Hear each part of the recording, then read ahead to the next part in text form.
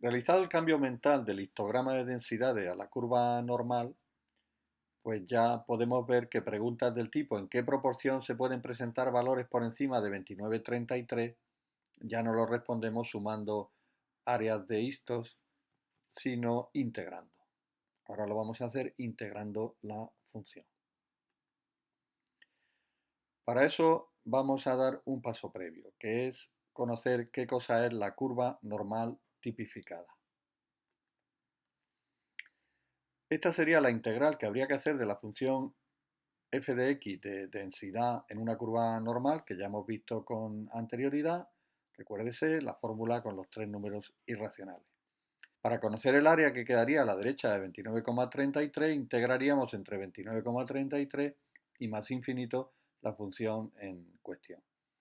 Para cada curva normal, es decir, para cada grupo de datos que quisiésemos estudiar porque seguían la distribución normal, tendríamos que andar haciendo este tipo de integrales mm, una y otra vez, lo que resulta engorroso. Por eso los estadísticos han encontrado una forma de facilitar la labor que consiste en un cambio de variable, es decir, en vez de trabajar con x, trabajar con z.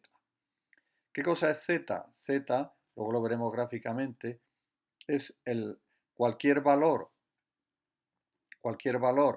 de la distribución normal menos su media partido por la desviación estándar.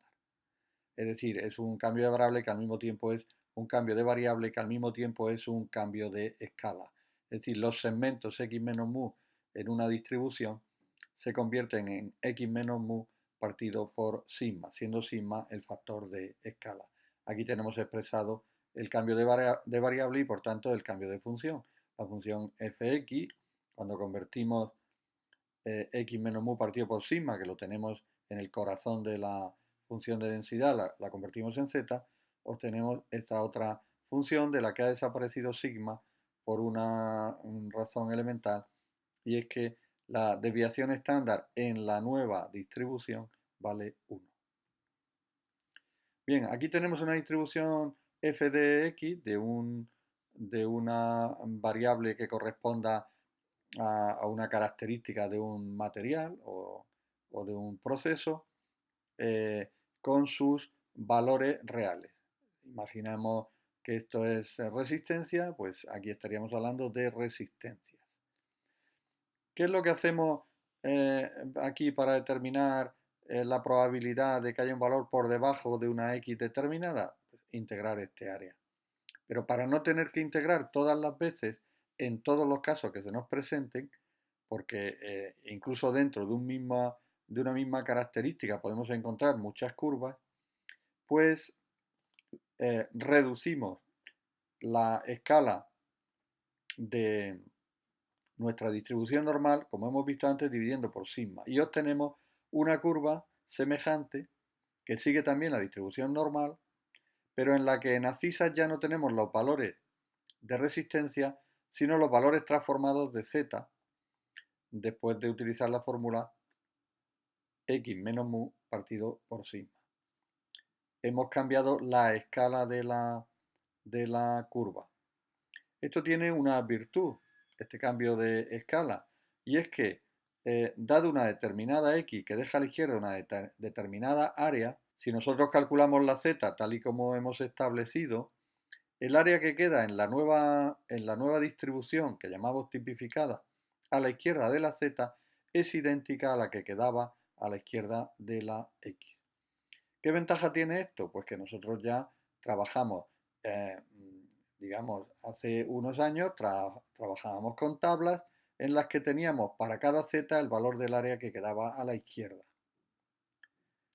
De modo que ya podíamos transformar el área, conocer el área que quedaba a la izquierda de una x, sabiendo qué área quedaba a la izquierda de la z correspondiente. Hoy en día, ¿qué se hace? Utilizar funciones de Excel, como veremos enseguida. Antes de dejar esta diapositiva, veremos que la fórmula que transforma la distribución normal con los valores, digamos, empíricos, lo transforma en la distribución tipificada es esta. Mientras que para pasar de los valores de la distribución tipificada a los valores de nuestra variable, la fórmula es esta, que evidentemente está deducida de esta. Es decir, si despejamos x, encontraremos que x es igual a mu más z sigma. Hay que recordar que, puesto que la media de la distribución normal tipificada es 0, es lógico, piénsese que cuando x sea mu, mu menos mu es 0, por tanto la z correspondiente a la media es 0, habrá valores negativos y valores positivos para z. Cuando las x sean menores que mu, los valores de z serán negativos. ¿Cómo circulamos de una a otra? Bueno, pues típico problema que se nos presenta aquí, dada una x, ¿qué área queda a la izquierda? Determinamos la z, vemos el área que queda a la izquierda de la z y ya tenemos la respuesta. Pero podemos tener otro tipo de problema. Si es dada un área, ¿a qué x corresponde? Pues nos venimos aquí, en este caso iniciamos el viaje en la tipificada, vemos que z corresponde a la phi dato del problema y con ese valor de z, con la mu que es conocida, determinamos la x que es frontera con ese área conocida.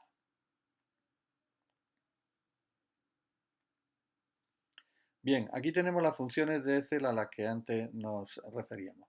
La función distribución normal estándar, función de z,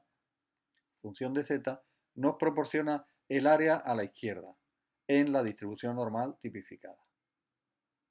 Y la distribución normal estándar inversa, función de phi, nos proporciona qué z corresponde a una determinada área.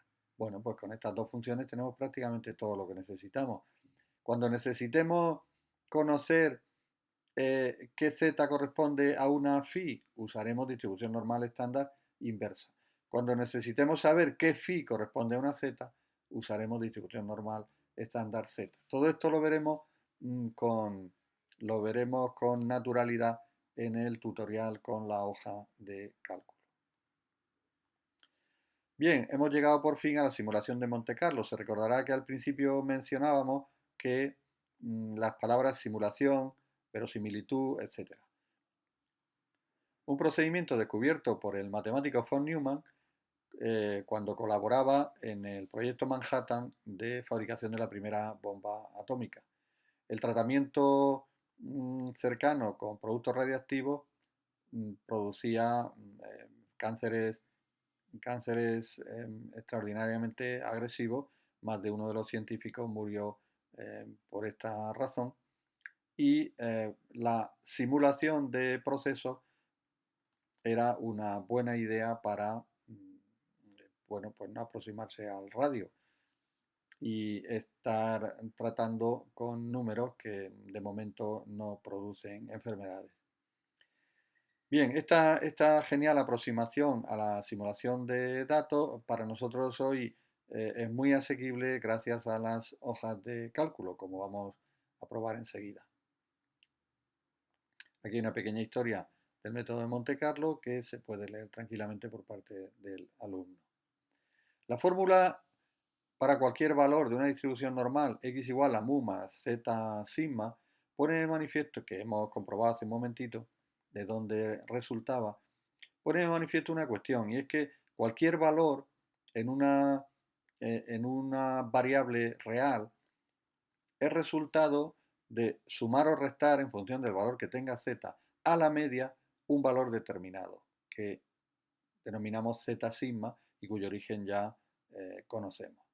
Muy igual a más menos, habría que decir, un valor que explicita la variabilidad de los resultados, valor de carácter aleatorio y consecuencia de la complejidad de los procesos. ¿En qué consistiría la simulación de Monte Carlo? Pues justamente, dada un determinado valor de mu, ir obteniendo valores de x mediante procesos aleatorios que nos vayan proporcionando valores de z al azar. ¿Qué es lo que ocurre, por ejemplo, en una central de hormigón?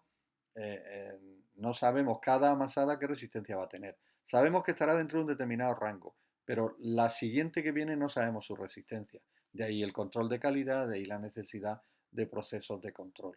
Bien, pues lo que hacemos es simular esa realidad nosotros. ¿Qué necesitamos entonces?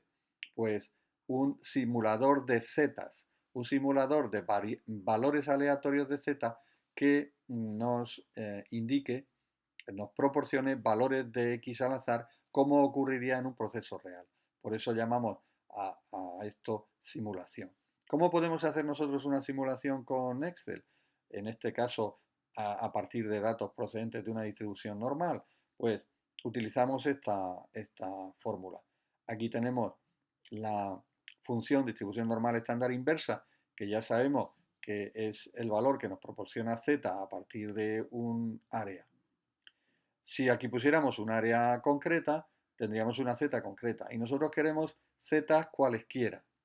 Por eso utilizamos la función aleatorio de Excel, una función que, como veremos en el tutorial de la hoja de cálculo, proporciona aleatoriamente valores entre 0 y 1.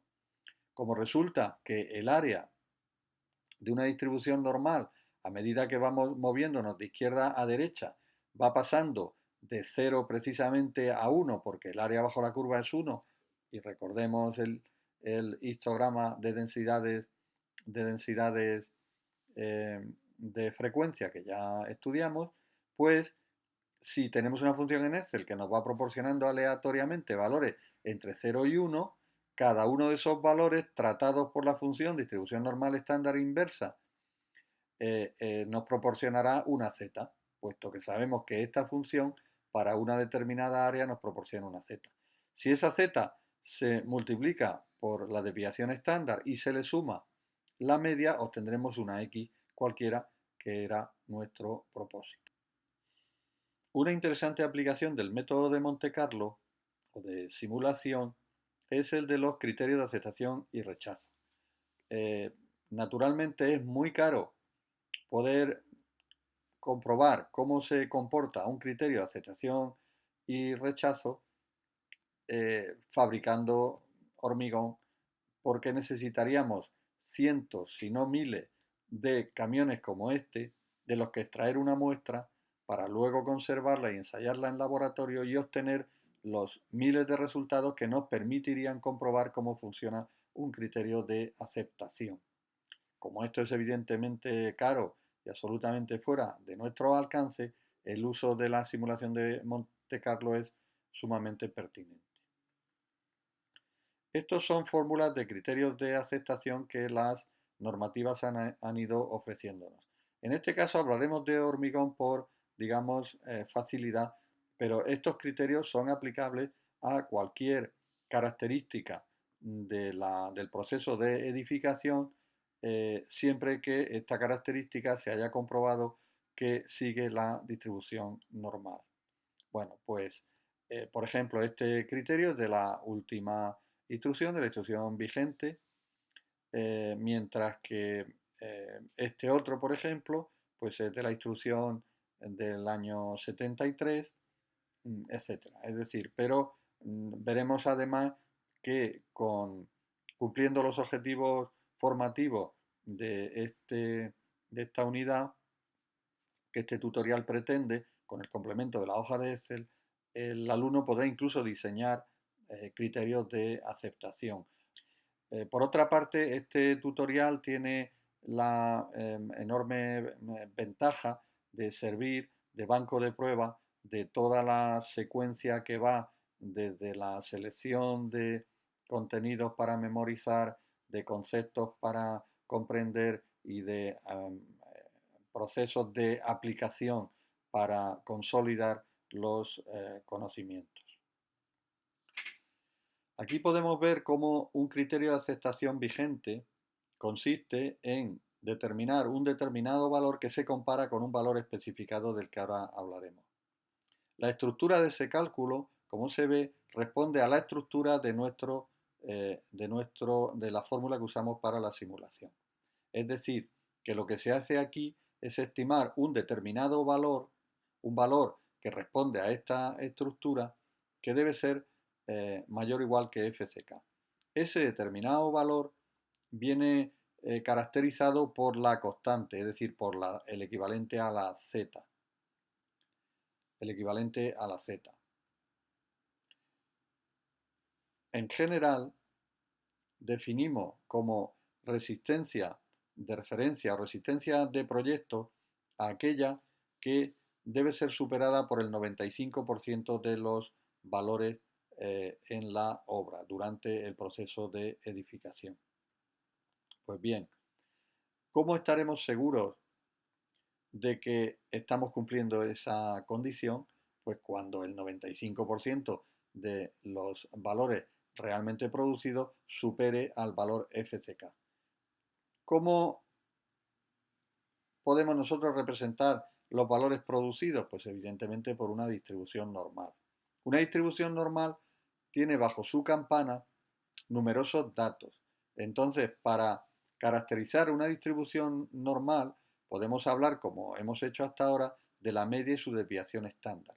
Sin embargo, podemos hacerlo también con un valor que recoge tanto a la media como a la desviación estándar y además es comparable con FCK.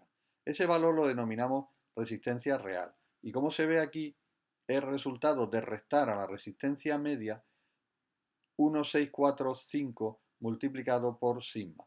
¿Qué es 1645? Es justamente la Z que deja a la izquierda un área del 5%. De esta manera, cuando nosotros comparemos FC real con FCK, estamos haciendo una comparación que responde a nuestro propósito de que el 95% de los valores que produzcamos en la obra supere el valor de referencia FCK. Aquí tenemos eso expresado debidamente. Naturalmente, esta pretensión de que FC real sea igual a FCK tiene muchos inconvenientes debido a que el tamaño de las muestras que utilizamos en construcción es pequeño por la carestía de su elaboración y ese pequeño tamaño de la muestra lleva asociada una incertidumbre que obliga a tomar decisiones que explicarlas teóricamente resultan farragosos y es preferible hacerlo con el tutorial que venimos anunciando. Cuestión que el alumno, cuando asimile los conceptos que hemos estado viendo aquí a un cierto nivel para tener al menos un discurso de nivel 2, pueda ya pasarse a la hoja de cálculo y con su ejercitación ir completando la comprensión, es decir, ir adquiriendo, captando el significado que pretendemos con este tutorial.